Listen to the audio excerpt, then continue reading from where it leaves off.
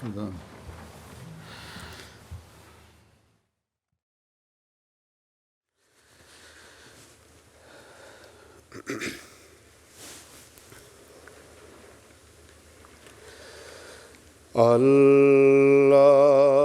اللہ اکبر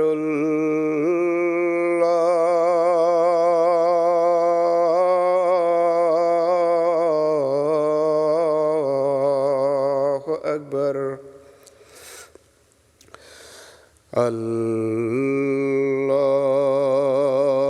اکبر اللہ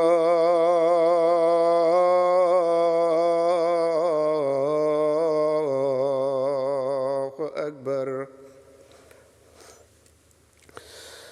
أشهد أن لا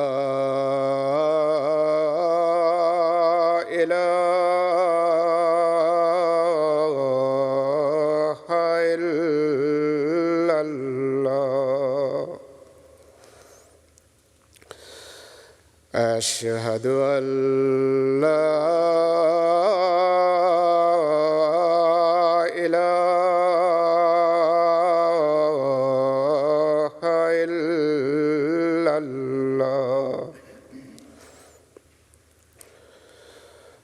أشهد أن محمدًا رسول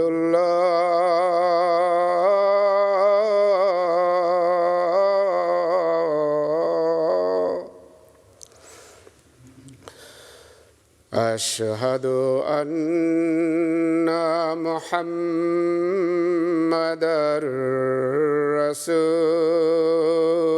رسول الله حي على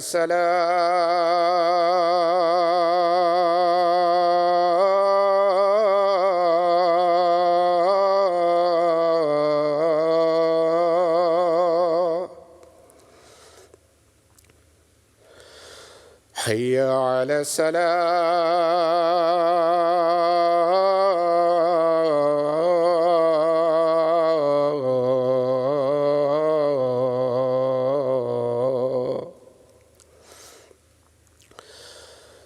حي على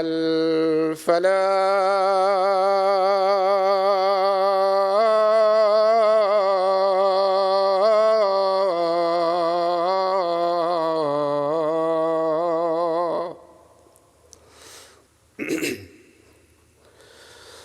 حي على الفلاح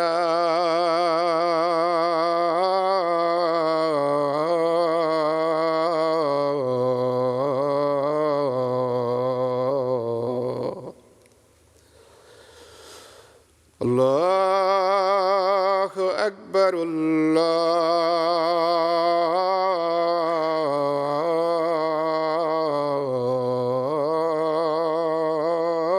الله أكبر لا إله إلا الله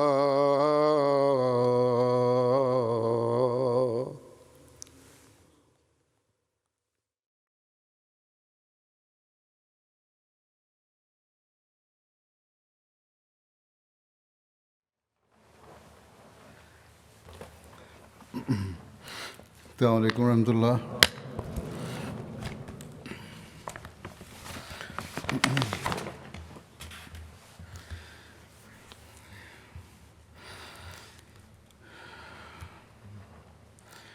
أشهد أن لا إله إلا الله وحده لا شريك له وأشهد أن محمدًا عبده ورسوله أما بعد فأعوذ بالله من الشيطان الرجيم بسم الله الرحمن الرحيم الحمد لله رب العالمين الرحمن الرحيم مالك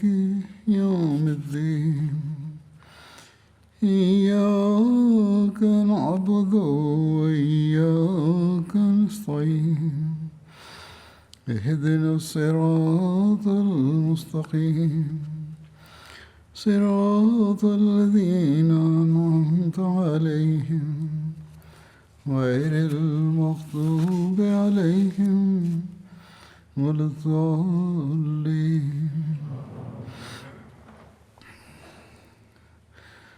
حضرت ابوبکر صدیق رضی اللہ عنہ کے زمانے میں مرتد اور باغیوں کے خلاف مہمات کا ذکر ہو رہا تھا. اس سلسلے میں نویں مہم کا ذکر تھا جو بحرین کی تھی. اس ضمن میں مزید تفصیل یوں ہے بیان کی جاتی ہے جو حضرت علاء بن حضرمی کی حتم پر فوج کشی کے بارے میں ہے. لکھا ہے کہ حضرت علاء نے حضرت جارود کو حکم بھیجا کہ تم قبیلہ عبد القیس کو لے کر حتم کے مقابلے کے لیے حجر سے مہلک علاقے میں جا کر پڑاؤ کرو. اور حضرت علاء اپنی فوج کے ساتھ حتم کے مقابلے پر اس علاقے میں آئے. اہل دارین کے علاوہ تمام مشرکین حتم کے پاس جمع ہو گئے.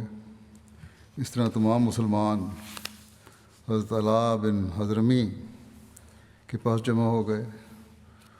دونوں نے اپنے اپنے آگے خندق کھول لی. وہ روزانہ اپنی خندق عبور کر کے دشمن پر حملہ کرتے اور لڑائی کے بعد پھر خندق کے پیچھے ہٹاتے. 1 مہینے تک جنگ کی یہی کیفیت رہی. اسی اثناء میں ایک رات مسلمانوں کو دشمن کے پڑاؤ سے زبردست شور و غوغا سنائی دیا. حضرت علاء نے کہا کوئی ہے جو دشمن کی اصل حالت کی خبر لائے. حضرت عبداللہ بن حذف نے کہا میں اس کام کے لیے جاتا ہوں. اور انہوں نے واپس آ کر یہ اطلاع دی کہ ہمارا حریف نشے میں مدہوش ہے اور نشہ میں دھت واہی تواہی بک رہا ہے. یہ سارا شور اس کا ہے. جب یہ سنا تو مسلمانوں نے فوراً دشمن پر حملہ کر دیا اور اس کے پڑاؤ میں گھس کر ان کو بے دریغ موت کے گھاٹ اتارنا شروع کیا. وہ اپنی خندق کی طرف بھاگ گئے. کئی اس میں گر کر ہلاک ہو گئے, کئی بچ گئے, کئی خوفزدہ ہو گئے, بعض قتل کر دیے گئے یا گرفتار کر لیے گئے. مسلمانوں نے ان کے پڑاؤ کی ہر چیز پر قبضہ کر لیا. جو شخص بچ کر بھاگ سکا وہ صرف اس چیز کو لے جا سکا جو اس کے جسم پر تھی. البتہ ابجر جان بچا کر بھاگ گیا. حتم کی خوف و دہشت سے یہ کیفیت تھی کہ گویا اس کے جسم میں جان ہی نہیں. وہ اپنے گھوڑے کی طرف بڑھا جبکہ مسلمان مشرکین کے وسط میں آ چکے تھے. اپنی بدحواسی میں حتم خود مسلمانوں میں سے فرار ہو کر اپنے گھوڑے پر سوار ہونے کے لیے جانے لگا. جیسے ہی اس نے رکاب میں پاؤں رکھا رکاب ٹوٹ گئی. حضرت قیس بن عاصم نے اس کو واصل جہنم کیا.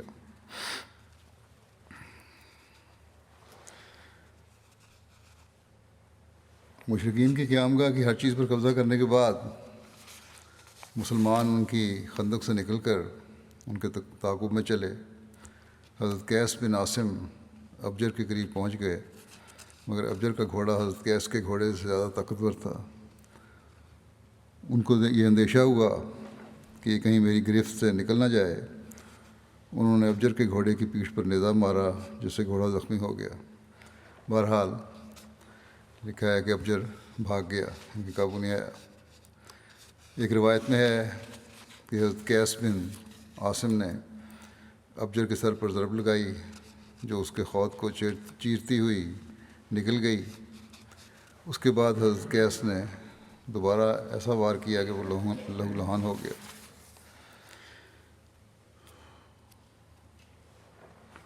صبح کو حضرت علاء نے مال غنیمت مجاہدین میں تقسیم کر دیا اور ایسے لوگوں کو جنہوں نے خاص طور سے جنگ میں بہادری دکھائی تھی مرنے والے سرداروں کے قیمتی کپڑے بھی دیے.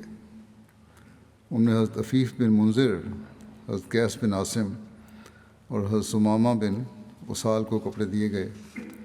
حضرت ثمامہ کو جو کپڑے دیے گئے ان میں حتم کا ایک سیاہ رنگ کا قیمتی منقش چوغا تھا جس کو پہن کر وہ بڑے فخر و غرور سے چلا کرتا تھا۔ اس مہم کی اطلاع حضرت ابوبکر کو دی گئی کامیابی کی۔ حضرت اللہ نے حضرت ابوبکر کو خندق والوں کی شکست اور حتم کے قتل کی، جس کو زید اور معمر نے قتل کیا تھا، اپنے ایک خط میں اطلاع دی، اور اس نے لکھا کہ اما بعد اللہ تبارک و تعالیٰ نے ہمارے دشمن کی عقلوں کو سلب کر لیا، ان کی قوتوں کو اس شراب کے ذریعے جس کو انہوں نے دن کے وقت پیا تھا ختم کر دیا۔ ہم خندق قبول کر کے ان میں گھس گئے، ہم نے انہیں مدہوش پایا، سوائے چند ایک کے باقی سب کو ہم نے قتل کر دیا۔ اللہ نے حتم کا کام بھی تمام کر دیا۔ حجر اور اس کے مضافات پر حضرت علی کا قبضہ ہو گیا، لیکن بہت سے مقامی فارسی نئی حکومت کے مخالف رہے۔ وہ اکثر یہ خبر پھیلا کر لوگوں میں ہراس پیدا کرتے کہ بس کوئی دم جاتا ہے کہ حجر میں حکومت مدینہ کی بساط الٹ جائے گی۔ مفروق شیبانی اپنی قوم تغلب اور نمر کی فوجیں لیے چلا آ رہا ہے۔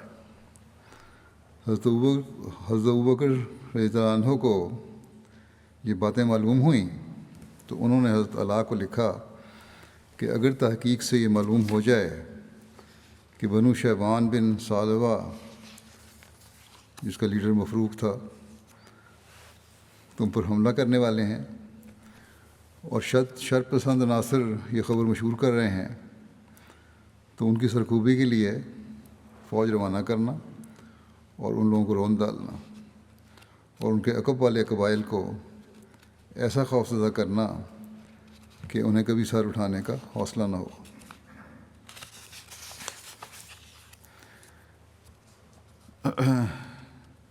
مرتدین جو تھے وہ دارین میں جمع ہو گئے۔ اس کے بارے میں لکھا ہے بعض مورخین نے کہ دارین کی جنگ کو حضرت ابوبکر کے دور خلافت کے میں بیان کیا جاتا ہے، لیکن بعض مورخین دارین کی جنگ کو حضرت عمر کے دور میں لکھتے ہیں۔ بہرحال مرتدین کا اجتماع یہاں ہوا۔ دارین خلیج فارس کا ایک جزیرہ تھا جو بحرین کے بالمقابل چند میل کے فاصلے پر واقع ہے۔ وہاں پہلے سے عیسائی خاندان آباد تھے۔ حضرت علی سے شکست کھانے کے بعد بچ جانے والے شکست خوردہ باغیوں کا ایک بڑا حصہ کشتیوں میں بیٹھ کر دارین چلا گیا اور دوسرے لوگ اپنے اپنے قبائل کے علاقوں میں پلٹ گئے۔ حضرت علی بن حضرمی نے قبیلہ بکر بن وائل کے ان لوگوں کو جو اسلام پر قائم تھے لکھا کہ ان کا مقابلہ کریں۔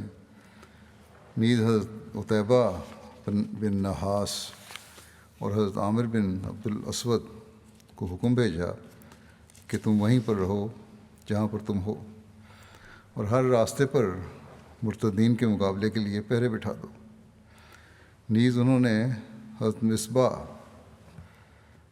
مسمع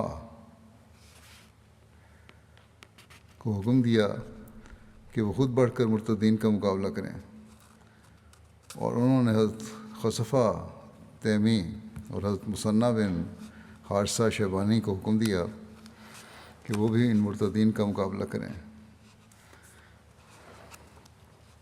بحرین میں فتنہ ارتداد کی آگ بجھانے میں مثنہ بن حارثہ نے بہت بڑا کردار ادا کیا۔ انہوں نے اپنی فوج کے ساتھ حضرت علی بن حضرمی کا ساتھ دیا اور بحرین سے شمال کی طرف روانہ ہوئے۔ انہوں نے قطیف اور حجر پر قبضہ کیا، اپنے اس مشن میں لگے رہے یہاں تک کہ فارسی فوج اور ان کے عمال پر غالب آئے جنہوں نے بحرین کے مرتدین کی مدد کی تھی۔ مرتدین سے قتال کے لیے ان علاقوں میں جو اسلام پر ثابت قدم رہے تھے انہیں لے کر حضرت طلحہ بن حضرمی کے ساتھ شامل ہو گئے۔ ساحل کے ساتھ شمال کی طرف بڑھتے رہے، اور جس وقت حضرت ابوبکر نے حضرت مثنیٰ بن حارثہ کے بارے میں دریافت کیا تو حضرت قیس بن عاصم نے کہا کہ یہ کوئی غیر معروف مجہول النسب اور غیر شریف انسان نہیں، وہ تو مثنیٰ بن حارثہ شیبانی ہیں۔ چنانچہ حضرت مثنیٰ بن حارثہ شیبانی مرتدین کے روکنے کے لیے راستوں کے ناکوں پر کھڑے ہوئے، اور مرتدین میں سے بعض نے توبہ کی اور اسلام لے آئے جسے تسلیم کیا گیا، اور بعض نے توبہ کرنے سے انکار کر دیا اور ارتداد پر اصرار کیا۔ ان کو ان کے علاقے میں جانے سے روک دیا گیا، اس لیے وہ پھر اسی راستے پر پلٹے جہاں سے وہ آئے تھے، یہاں تک کہ وہ بھی کشتیوں کے ذریعے دارین پہنچ گئے۔ اس طرح اللہ نے ان سب کو ایک جگہ جمع کر دیا۔ حضرت طلحہ ابھی تک مشرکین کے لشکر میں ہی مقیم تھے کہ ان کے پاس بکر بن وائل، جن کو انہوں نے خط لکھے تھے، خطوط کے جواب موصول ہو گئے، اور ان کو معلوم ہو گیا کہ وہ لوگ اللہ کے حکم پر عمل کریں گے اور اس کے دین کی حمایت کریں گے۔ جب حضرت طلحہ کو ان لوگوں کے بارے میں حسب مراد خبر مل گئی، یعنی کہ وہ مسلمان ہیں اور بغاوت نہیں کر رہے اور لڑائی نہیں کریں گے، اور ان کو یقین ہو گیا کہ ان کے جانے کے بعد پیچھے اہل بحرین میں سے کسی کے ساتھ کوئی ناخوشگوار واقعہ پیش نہیں آئے گا، تو انہوں نے کہا کہ اب تمام مسلمانوں کو دارین پر کی طرف چلنا چاہیے، اور ان کو دارین پر پیش قدمی کی دعوت دی۔ یہ واقعہ جس کی تفصیل آگے آئے گی، اس واقعہ کو جس طرح بیان کیا گیا ہے وہ بظاہر ناممکن نظر آتا ہے، کس طرح سمندر کو انہوں نے عبور کیا۔ اس کے بیان میں ہو سکتا ہے کچھ حد تک صداقت بھی ہو اور کچھ مبالغے سے بھی کام لیا گیا ہو۔ بہرحال اگر اس میں کچھ صداقت ہے تو اس کی وضاحت کیا ہے، اس کی وضاحت آخر میں بیان کر دوں گا۔ بہرحال بیان کیا جاتا ہے کہ مسلمانوں کے پاس کشتیاں وغیرہ نہیں تھیں جس پر سوار ہو کر وہ جزیرے تک پہنچتے۔ یہ دیکھ کر حضرت طلحہ بن حضرمی کھڑے ہوئے اور لوگوں کو جمع کر کے ان کے سامنے تقریر کی، جس میں کہا کہ اللہ نے تمہارے لیے شیاطین کے گروہوں کو جمع کر دیا ہے اور جنگ کو اس سمندر میں دھکیل دیا ہے۔ وہ پہلے خشکی میں تمہیں اپنے نشانات دکھا چکا ہے تاکہ ان نشانات کے ذریعے سمندر میں بھی تم سبق سیکھو۔ اپنے دشمن کی طرف چلو، سمندر کو چیرتے ہوئے اس کی طرف پیش قدمی کرو، کیونکہ اللہ نے انہیں تمہارے لیے اکٹھا کیا ہے۔ ان سب نے جواب دیا کہ بخدا ہم ایسا ہی کریں گے، اور وادی دہنا کا معجزہ دیکھنے کے بعد ہم جب تک زندہ ہیں ان لوگوں سے نہیں ڈریں گے۔ تبری میں یہ روایت لکھی ہوئی ہے۔ وہ معجزہ جس میں ان کے بھاگے ہوئے پہلے بیان ہو چکا ہے کہ بھاگے ہوئے اونٹ بھی واپس آ گئے تھے مسلمانوں کے، اور پانی کا چشمہ بھی جاری ہوا تھا۔ اس کے بارے میں انہوں نے حوالہ دیا کہ وہ معجزہ ہم دیکھ چکے ہیں، تو سمندر کے پانی پہ بھی ہم چلنے کا معجزہ دیکھ لیں گے۔ حضرت طلحہ اور تمام مسلمان اس مقام سے چل کر سمندر کے کنارے آئے۔ حضرت طلحہ اور آپ کے ساتھی خدا کے حضور یہ دعا کر رہے تھے کہ یا ارحم الراحمین، یا کریمو، یا کریمو، یا حلیمو، یا احدو، یا سمدو، یا حیو، یا محی الموت، یا حیو یا قیوم، لا الہ یا انت یا ربنا۔ اے رحم کرنے والوں میں سے سب سے زیادہ رحم کرنے والے، اے کریم، اے بہت ہی بردبار، اے وہ جو اکیلا ہے، اے بے نیاز، اے وہ جو زندہ ہے تو دوسروں کو زندگی بخشنے والا ہے، اور اے مردوں کو زندہ کرنے والے، اے وہ جو زندہ ہے اور دوسروں کو زندگی بخشنے والا ہے، اے وہ جو قائم ہے اور دوسروں کو قائم کرنے والا ہے، تیرے سوا کوئی عبادت کے لائق نہیں، اے ہمارے رب۔ بہرحال بیان کیا جاتا ہے کہ حضرت طلحہ نے لشکر کے تمام افراد کو کہا کہ یہ دعا کرتے ہوئے سمندر میں اپنی سواریاں ڈال دیں، چنانچہ تمام مسلمان اپنے سپہ سالار حضرت اللہ بن حضرمے کی پیروی کرتے ہوئے ان کے پیچھے اپنے گھوڑوں، گدھوں، اونٹوں اور اپنے خچروں پر سوار ہوئے اور انہیں سمندر میں ڈال دیا، اور پھر اللہ کی قدرت اس خلیج کو بغیر کسی نقصان کے عبور کر لیا۔ ایسا معلوم ہوتا تھا کہ نرم ریت جس پر پانی چھڑکا گیا ہے اس پر چل رہے ہیں کہ اونٹوں کے پاؤں تک نہ ڈوبے، اور سمندر میں مسلمانوں کی کوئی چیز غائب نہ ہوئی۔ ایک چھوٹی سی گٹھری کے غائب ہونے کا ذکر ہے، اس کو بھی اٹھا لائے تھے حضرت اللہ۔ بہرحال ساحل سے دارائن تک کا سفر بیان کیا جاتا ہے کہ کشتیوں کے ذریعے ایک دن اور ایک رات میں طے ہوتا تھا، لیکن اس قافلے نے ایک ہی دن کے بہت ہی تھوڑے وقت میں یہ فاصلہ طے کر لیا۔ بعض یہ تاریخ طبری کا میں اس طرح بیان کی گئی تفصیل اس کی، لیکن موجودہ زمانے کے مصنف بعض اس کی وضاحت بھی لکھتے ہیں کہ سمندر عبور کرنے کے اس واقعہ کا ذکر کرتے ہوئے کہتے ہیں کہ ممکن ہے کہ اس وقت خلیج فارس میں جزر آیا ہو یا روایات میں مبالغہ ہو، اور در حقیقت مسلمانوں کو مقامی باشندوں کے ذریعے سے کشتیاں دستیاب ہو گئی ہوں جن پر سوار ہو کر انہوں نے سمندر عبور کیا ہو۔ لیکن بہرحال روایت میں اس تفصیل کا ذکر نہیں ہے کہیں بھی، مختلف لوگوں نے یہ روایت لکھی ہے، انہوں نے عبور کرنے کا ذکر کیا ہے، لیکن اس میں شبہ نہیں کہ مسلمان دارین پہنچ گئے تھے۔ کس طرح پہنچے اللہ بہتر جانتا ہے۔ باقی رہا کہ معجزات کے بارے میں، حضرت مسلم موعود رضی اللہ عنہ نے جو ایک اپنی تفسیر میں اصولی رہنمائی کی ہے، حضرت موسیٰ علیہ السلام کے واقعے کے بیان کرتے ہوئے وہ بیان کر دیتا ہوں۔ حضرت مسلم موعود نے حضرت موسیٰ علیہ السلام کی ہجرت کے وقت سمندر کے پھٹنے والے واقعے کی تفسیر اور وضاحت کرتے ہوئے بیان فرمایا۔ یہ قرآن شریف میں جو واقعہ آیا ہے، اب فرماتے ہیں کہ قرآن کریم کے بیان کے مطابق واقعہ کی کیفیت یہ معلوم ہوتی ہے کہ بنی اسرائیل ارض مقدس کے ارادے سے چلے جا رہے تھے کہ پیچھے سے فرعون کا لشکر آ پہنچا۔ اسے دیکھ کر بنی اسرائیل گھبرائے اور سمجھے کہ اب پکڑے جائیں گے، لیکن خدا تعالیٰ نے حضرت موسیٰ کی معرفت ان کو تسلی دلائی اور حضرت موسیٰ سے کہا کہ اپنا عصا سمندر پر ماریں، جس کا نتیجہ یہ ہوا کہ سمندر میں ایک راستہ ہو گیا اور وہ اس میں سے آگے روانہ ہوئے۔ ان کے دونوں طرف پانی تھا جو ریت کے ٹیلوں کی مانند یعنی اونچا نظر آتا تھا۔ لشکر فرعون نے ان کا پیچھا کیا، مگر بنی اسرائیل کے صحیح سلامت پار ہونے پر پانی پھر لوٹا اور مصری غرق ہو گئے۔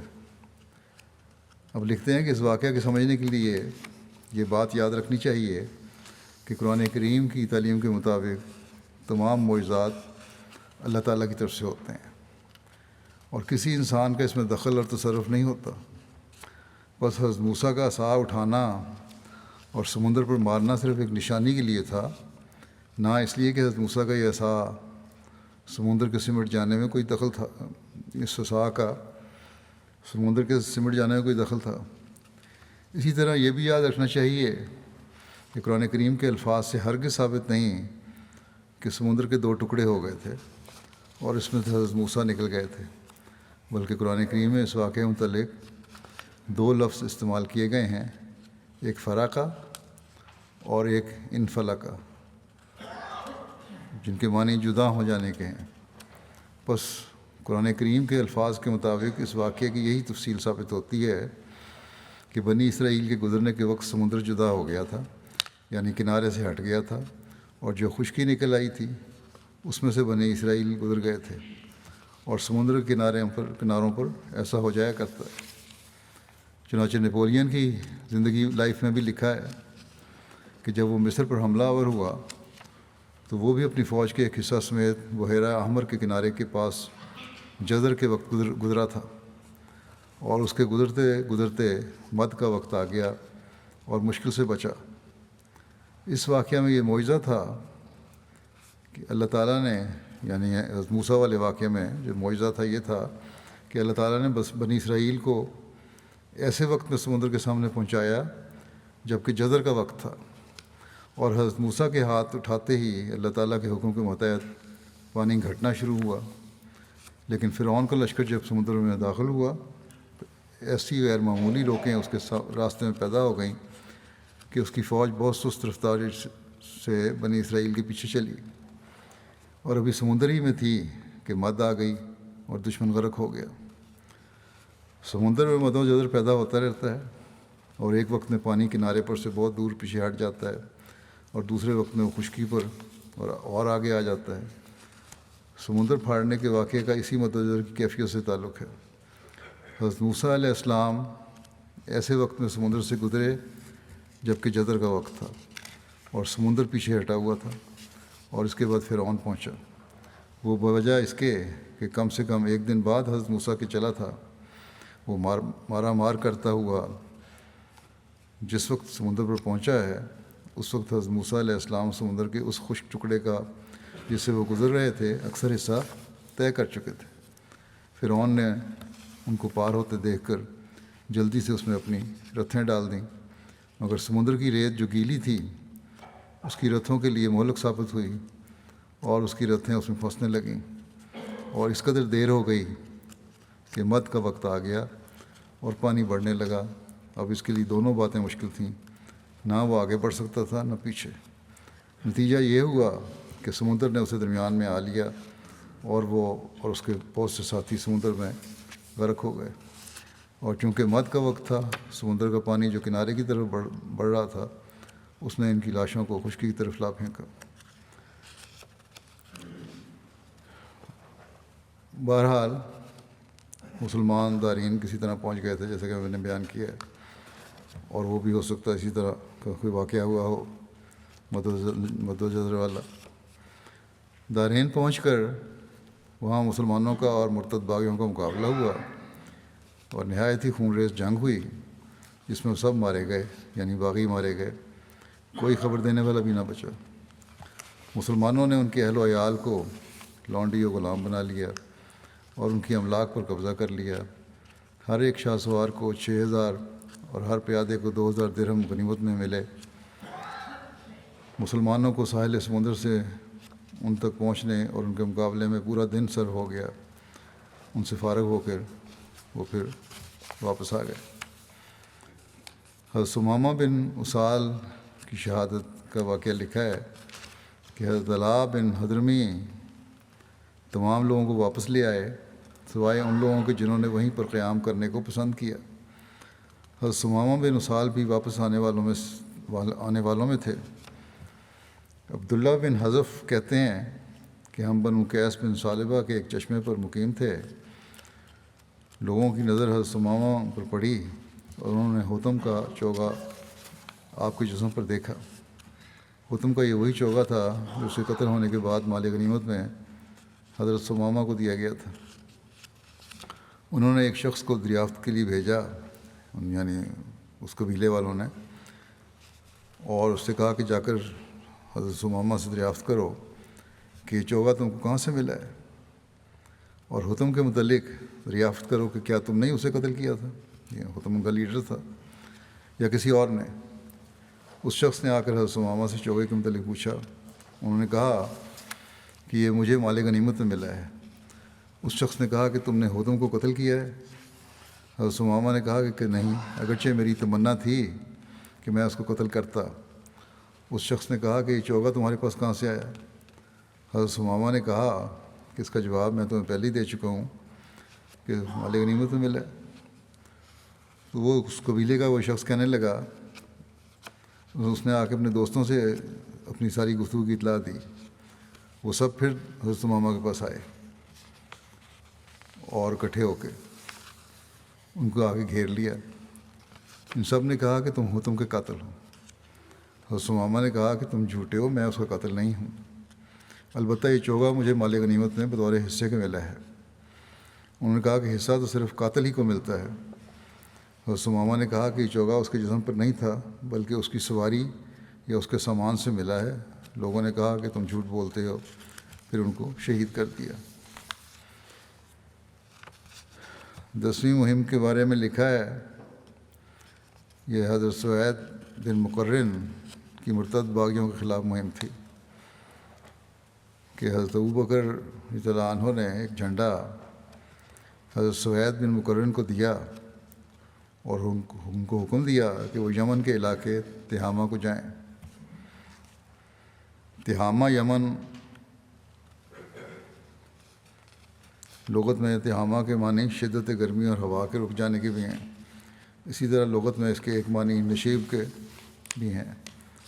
یمن کے مغرب اور جنوب میں بحر کلزم کے ساحل پر نشیبی اراضی کی ایک پٹی ہے جسے تہامہ کہتے ہیں۔ اس اراضی میں بہت سی نیچی لیکن طے بطے پہاڑیاں پائی جاتی ہیں۔ تہامہ کی شمالی سرحد مکے کے قریب پہنچتی تھی اور جنوبی یمن کے پایہ تخت صنعاء سے کوئی 350 میل کے فاصلے پر ختم ہوتی تھی۔ تہامہ یمن کا ایک ضلع تھا جس میں بہت سے گاؤں اور قصبے تھے۔ یہ تو اس کا مختصر تعارف ہے تہامہ یمن کا۔ حضرت سوید بن مقرن کا تعارف یہ ہے کہ حضرت سوید کے والد کا نام مقرن بن عائض تھا۔ ان کا تعلق مزینہ قبیلے سے تھا۔ ان کی کنیت ابو عدی تھی۔ ابو عمر بھی کنیت بیان کی گئی ہے۔ 5 ہجری میں اسلام قبول کیا انہوں نے جنگ خندق میں حضرت صلی اللہ علیہ وسلم کے ساتھ شمولیت کی۔ پھر اس کے بعد تمام غزوات میں حضرت صلی اللہ علیہ وسلم کے ساتھ رہے۔ آپ حضرت نعمان بن مقرن کے بھائی تھے جنہوں نے ایرانی فتوحات میں کارہائے نمایاں سر انجام دیے تھے۔ پھر تاریخ کی کتب میں سے حضرت سوید کے تہامہ جانے، تاریخی کتب میں یہ تفصیل نہیں ملتی کہ حضرت سوید کے تہامہ جانے اور وہاں ان کے مرتدین کے خلاف کارروائیوں کی۔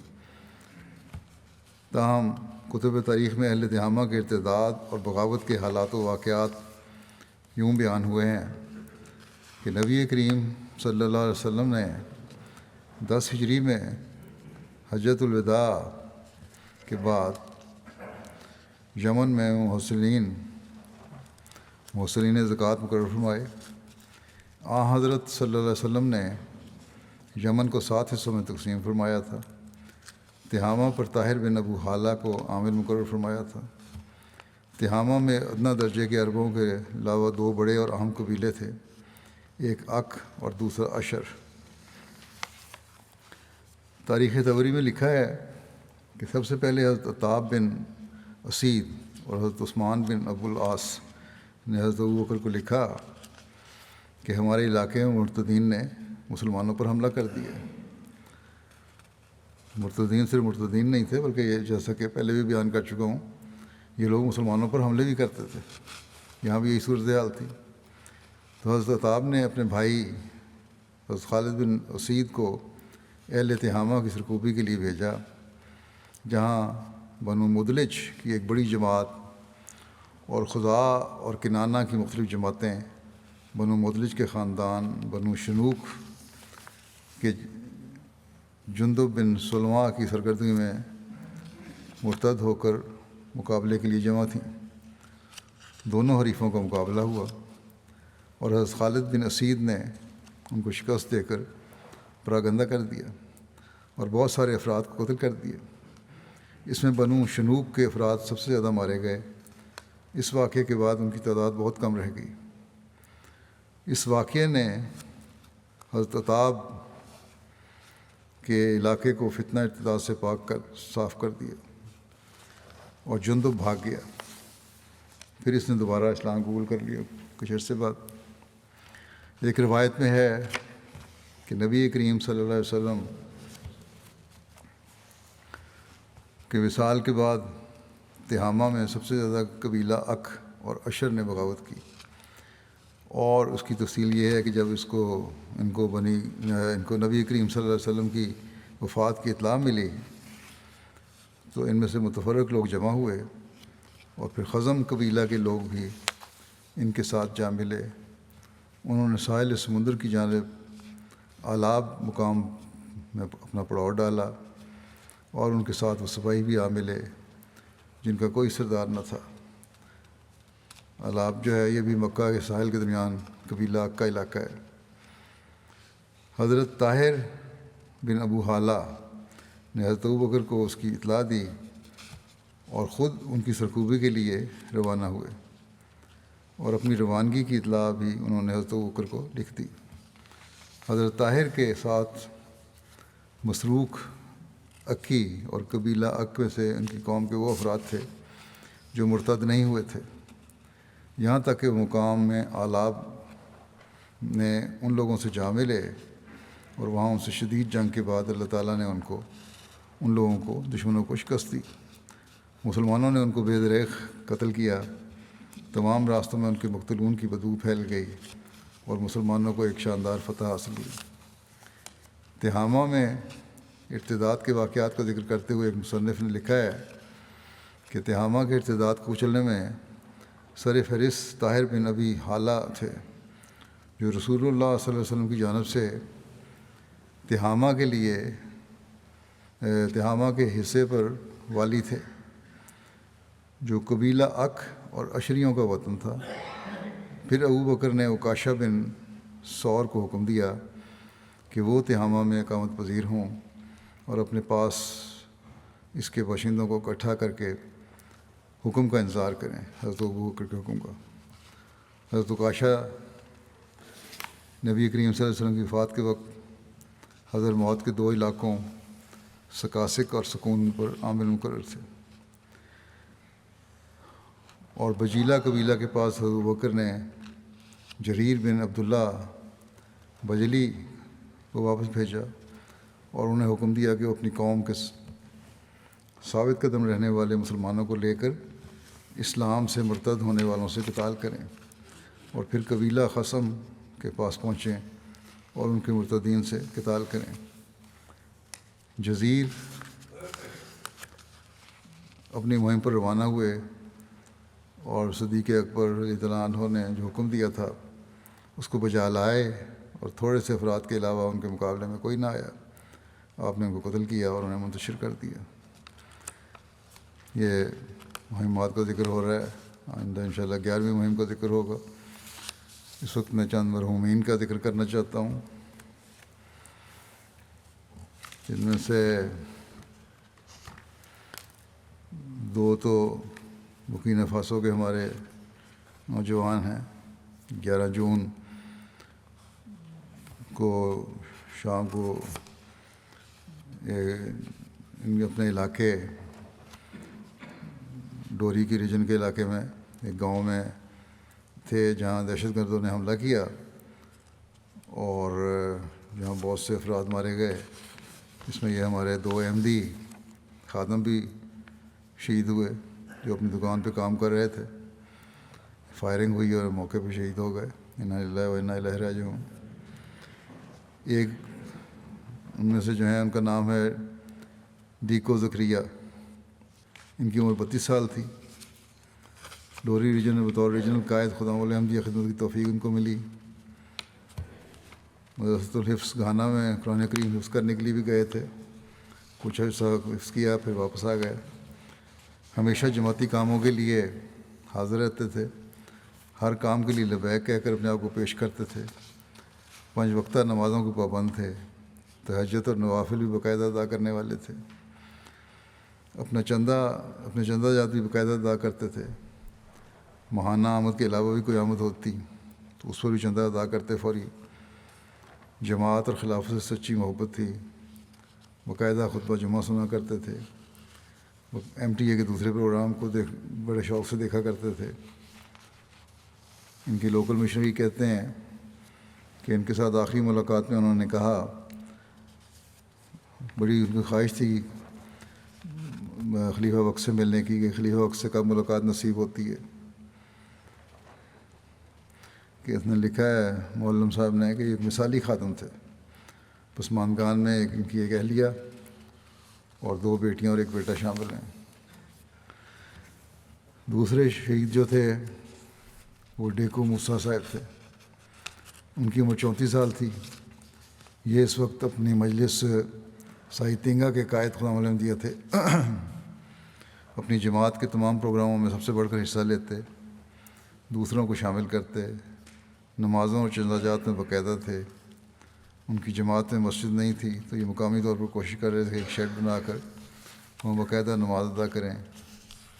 باقاعدہ یہ مجھے خط بھی لکھتے رہتے تھے، کیپٹل سے کوئی بھی دورے کے لیے جاتا تو اس کی خاطر توجہ کرتے، خود ساتھ ساتھ رہتے، کام کرواتے، دورے میں شامل ہوتے۔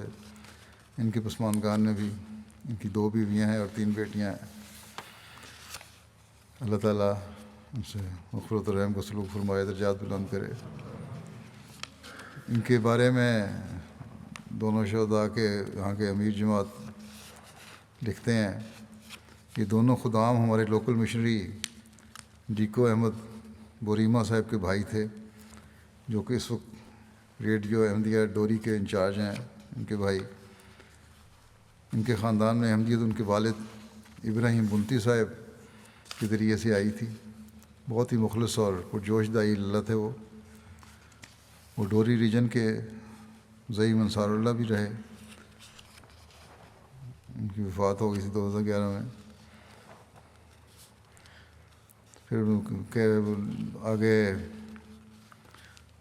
دعا کے لیے بھی لکھتے ہیں امیر صاحب کہ برکینا فاسو میں 2015 سے دہشت گرد حملے ہو رہے ہیں اور ملک کے نارتھ کے علاقے میں بہت زیادہ تباہی ہے، 2 ملین سے زائد لوگ بے گھر ہو چکے ہیں۔ اللہ تعالیٰ ان کے بھی امن کے حالات پیدا کرے، اور دنیا کے جو معاشی اور سیاسی حالات اب ہو رہے ہیں، ان دہشت گردی کے امکانات مزید بڑھ رہے ہیں۔ اللہ تعالیٰ انسانیت پر رحم فرمائے اور عقل دے ان کو۔ دوسرا ذکر جو ہے وہ ہے محمد یوسف بلوچ صاحب ابن نورنگ خان صاحب، بستی صادق پور، ضلع عمر کوٹ سندھ کا۔ ان کی بھی گزشتہ دنوں وفات ہوئی ہے، انا للہ و انا الیہ راجعون۔ ان کے شروع میں یہ بلوچ ہیں، ڈیرہ غازی خان کے ہیں، وہاں پیدا ہوئے تھے۔ 1934 میں حضرت مولانا غلام رسول راجی کی صاحب کے ذریعے سے ان کے ہاں احمدیت آئی ان کے خاندان میں۔ قیام پاکستان کے بعد ہجرت کر کے تحریک جدید کی زمینوں پہ آ گئے، صادق پور عمر کوٹ میں۔ پھر یہ کچھ عرصہ ربا میں بھی مقیم رہے، 6 سال کے قریب، اور اس محلے میں خاتم مسجد کے طور پر ان کو توفیق ملی خدمت کی۔ اللہ کے فضل سے موسی تھے۔ پسماندگان میں اہلیہ کے علاوہ 7 بیٹے اور 4 بیٹیاں شامل ہیں۔ آپ کے ایک بیٹے شبیر احمد صاحب مربی سلسلہ ہیں، آج کل آئیوری کوسٹ میں خدمت کی توفیق پا رہے ہیں، اور میدان عمل میں ہونے کی وجہ سے اپنے والد کے جنازے میں شریک نہیں ہو سکے۔ ان کے مرحوم کے 2 پوتے بھی مربی سلسلہ ہیں۔ ان کے بیٹے شبیر صاحب مربی سلسلہ لکھتے ہیں کہ بہت ساری خوبیوں کے مالک تھے۔ ہم نے بچپن سے ان کو تہجد کا پابند دیکھا، روزانہ فجر کے بعد بلند آواز سے تلاوت کیا کرتے تھے، خلافت سے بے انتہا محبت کرنے والے تھے۔ تو کہتے ہیں جب بھی میں گھر گیا ہوں تو مجھے بلا کے کہتے ہیں کہ میری 2 باتیں ہمیشہ یاد رکھنا، کہ خلافت سے ہمیشہ وفا کرنا اور اپنے وقف کا حق ادا کرنا۔ کہتے ہیں مہمان نوازی بہت تھے، راہ چلتے لوگوں کو گھر لے آتے۔ آپ کی تعزیت پر بھی بہت سارے لوگ غیر جماعت اور ہندو وغیرہ سب آئے، اور بڑے اچھے الفاظ میں ان کو یاد کیا، اور یہ بھی اظہار کیا کہ ہمارا باپ فوت ہو گیا کہ ہم غربا کی بہت مدد کرتے تھے۔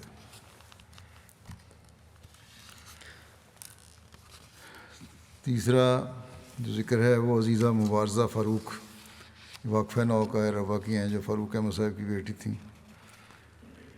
ان کا بھی گزشتہ دنوں انتقال ہوا ہے، انا للہ و انا الیہ راجعون۔ یہ بچی جب 11 سال کی تھی تو ہائی ٹینشن تار کو، بجلی کی تار تھی، اس کو ہاتھ لگانے کی وجہ سے ان کے دونوں بازو مفلوج ہو گئے، خراب ہو گئے، اور پھر دونوں بازو کاٹنے پڑے۔ لیکن اس حالت میں بھی عزیزہ نے ہمت نہیں ہاری، اپنی تعلیم کو جاری رکھا۔ پہلے اس نے منہ سے قلم پکڑ کر لکھنے کی پریکٹس کی، پھر دونوں کونیوں کے ساتھ قلم پکڑ کر لکھنے کی مشق کی۔ اور اس طرح چند ماہ میں نہایت خوش خط لکھنے لگی. تعلیم کا سلسلہ بھی جاری رکھا. کچھ عرصے بعد یہ فیملی روا شفٹ ہو گئی, یہاں بھی اپنی تعلیم جاری رکھی. 2013 میں اچھے نمبروں میں BA پاس کر لیا. پھر تعلیم اسلام کالج سے MA عربی بھی کیا. واقفہ 9 کی حیثیت سے کچھ عرصہ انہوں نے دائر ہارٹ انسٹیٹیوٹ میں بھی خدمت کی. قرآن کریم صحت تلفظ کے ساتھ اور لفظی ترجمے کے ساتھ سیکھا اور ہمیشہ 100% نمبر لیا کرتی تھی. محلہ میں ترجمۃ القرآن کلاس بھی لیتی تھیں. ان کے پسماندگان میں والدین کے علاوہ 2 بھائی اور 2 بہنیں. اللہ تعالیٰ ان سے مغفرت و رحم کا سلوک فرمائے. ان کے والدین کو بھی صبر اور حوصلہ عطا فرمائے.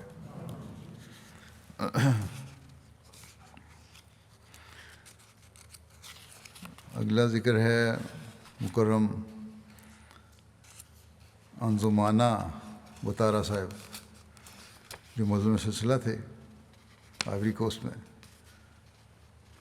ماسادو علاقے کے. ان کی بھی گزشتہ دنوں وفات ہوئی ہے. انا للہ و انا الیہ راجعون. مشرعی انچارج لکھتے ہیں وہاں کے کہ مرحوم سادہ لو, صوم و صلات کے پابند, منکسر المزاج, دعا گو, نیک اور پارسا بزرگ تھے. کثرت سے نوافل ادا کرتے اور سوموار اور جمعرات کو نفلی روزہ باقاعدگی سے رکھتے تھے. کثرت سے ان کی دعائیں بھی قبول ہوتی تھیں. خلافت سے ان کو ایک والہانہ عشق تھا. ایک بہترین مبلغ تھے. 1997 میں یہ خواب کے ذریعے احمدیت قبول کی انہوں نے, اور خواب میں دیکھا کہ ایک جنگل میں ہے اور وہاں سے ایک جگہ ہے ناسیاں گاؤں ہے, وہاں جا رہے ہیں اور ایک تلوار کے ساتھ وہاں جانے کے لیے راستہ بنا رہے ہیں, اور ساتھ ہی کلمہ طیبہ اونچی آواز سے پڑھتے ہوئے جا رہے ہیں. کہتے ہیں اس خواب کے بعد ایک دن مجھے پتہ چلا کہ ایک احمدی مشنری عمر معاذ صاحب ناسیاں تبلیغ کے لیے آئے, تو یہ خود بھی ناسیاں تشریف لے گئے اور جماعت کا پیغام سنتے ہی بیعت کر لی, اور کہا کہ یہی وہ پیغام تھا جس کو قبول کرنے کے لیے اللہ تعالیٰ نے مجھے خواب میں بتایا تھا. کوشش کر کے میں نے اس گاؤں میں جانا ہے جہاں مجھے دین ملے گا. بہرحال قبولیت احمدیت کچھ عرصے کے بعد باقاعدہ طور پر محلوں میں سلسلہ کے طور کے اپنے وقف کیا, جماعت کی خدمت شروع کی. 2002 میں جب ملک میں خانہ جنگی شروع ہوئی تو مرکز کا رابطہ بحال نہ رہ سکا ان کی جگہ سے. مولم صاحب نے گاؤں اور ارد گرد کی جماعتوں میں اپنا رابطہ بحال رکھا اور جماعت کے افراد کے لیے تعلیم و تربیت کا کام ہر حال میں جاری رکھا اور مرکز میں سے رابطہ میں رہے. اس طرح انہوں نے اپنے گاؤں میں اپنے گھر میں ایک مسجد بھی تعمیر کی احاطے میں, اور وہیں سے باب جماعت کی تعلیم و تربیت کا کام بھی کرتے تھے. اس طرح نیشنل سطح کے ہر جماعتی پروگرام میں باقاعدگی سے لمبا سفر طے کر کے شامل ہوتے تھے. 1998 میں آپ کو جلسہ سالانہ UK میں شرکت کا موقع ملا. ان کو حضرت خلیفۃ مسیح رابع رحمہ اللہ تعالیٰ سے ملاقات کا شرف حاصل ہوا, اور حضور رحمہ اللہ کے ساتھ MTA کے پروگرام جو فرینچ ملاقات تھی اس میں بھی شرکت کا موقع ملا, اور اس ملاقات سے بہت خوش تھے اور لوگوں کو سنایا کرتے تھے. یہ ملاقات میری زندگی کا بہت خوبصورت حصہ ہے جس کو میں بیان نہیں کر سکتا. 2004 میں جب میں نے دورہ کیا بورکینا فاسو کا تو وہاں یہ مجھ سے ملے اور کہنے لگے کہ مجھے زندگی میں آپ سے مل رہا ہوں, جو یہ میں اپنی ایک نئی زندگی کی وجہ سے مل رہا ہوں, اور یہ آپ کے دورے کی وجہ سے اللہ تعالیٰ نے مجھے فضل فرمایا ہے اور یہ برکت مجھے حاصل ہو رہی ہے. کہنے لگے کہ 2 ماہ پہلے میں شدید بیمار ہو گیا, یہاں تک کہ گھر والوں نے سمجھا کہ شاید میرا آخری وقت ہے.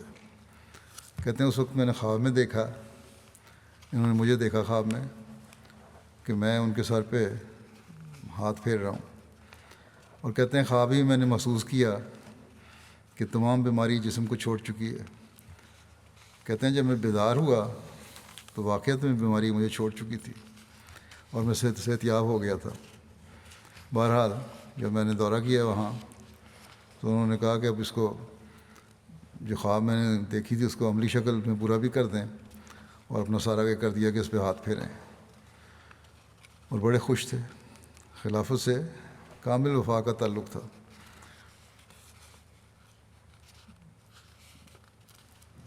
اور لوگوں کو بتاتے تھے کہ زندگی جو مجھے ملی ہے وہ اس لیے ملی ہے کہ میں خدمت دین کروں، اور اب میں اسی کام میں اپنی زندگی صرف کروں گا۔ اور اس عہد کو انہوں نے نبھایا، 94 سال کی عمر پائی اور آخر عمر تک فعال اور صحت مند تھے۔ پیرانہ سالی کے باوجود قریبی جماعتوں کا دورہ بھی خود کیا کرتے تھے۔ ان کی دوسری ملاقات بھی مجھ سے ہوئی 2008 میں، جب میں گھانا گیا ہوں تو وہاں پہ یہ آئے اور گھانا میں جلسے میں شامل ہوئے، جوبلی کے جلسے میں، بڑے خوش تھے۔ مشنری بندوں کو شاہد صاحب کہتے ہیں کہ پاکستانی مبلغین سے بہت محبت کا تعلق رکھتے تھے، بڑی عاجزی اور انکساری سے ملتے تھے، بہت عزت و احترام سے پیش آتے تھے، اور مالی قربانی میں بھی ہمیشہ پیش تھے، باقاعدگی سے چندہ دیا کرتے تھے۔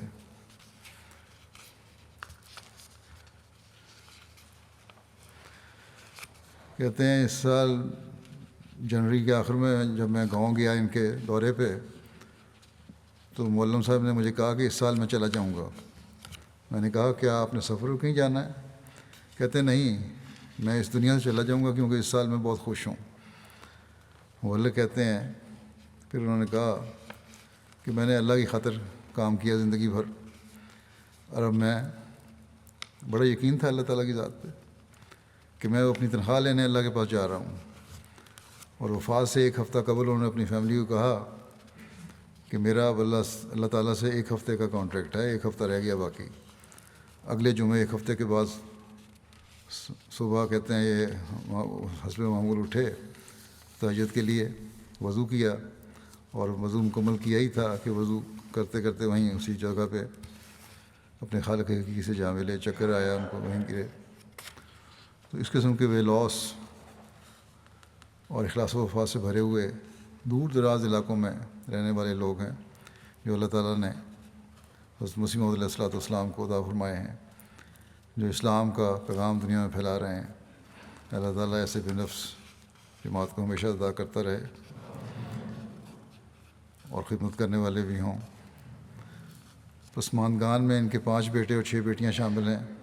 اللہ کے فضل سے سب احمدیت پر قائم ہیں۔ اللہ تعالیٰ انہیں ثبات قدم بھی عطا فرمائے اور اپنے والد کے نقش قدم پر چلنے والے ہوں۔ نماز جمعہ کے بعد میں ان کی سب کی نماز جنازہ غائب پڑھاؤں گا۔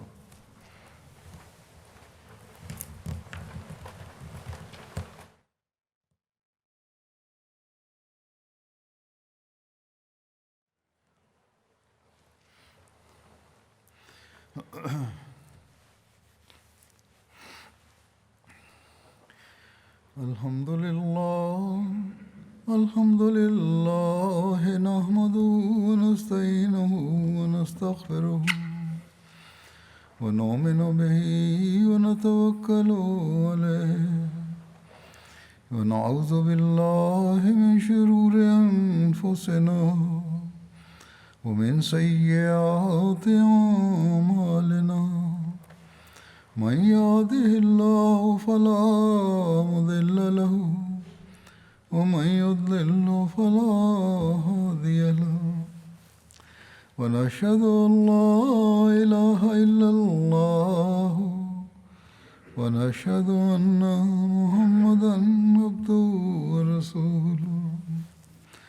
عباد الله رحمكم الله، إن الله يأمر بالعدل والإحسان وإيتاء ذي القربى وينهى عن الفحشاء والمنكر والبغي، يعظكم لعلكم تذكرون۔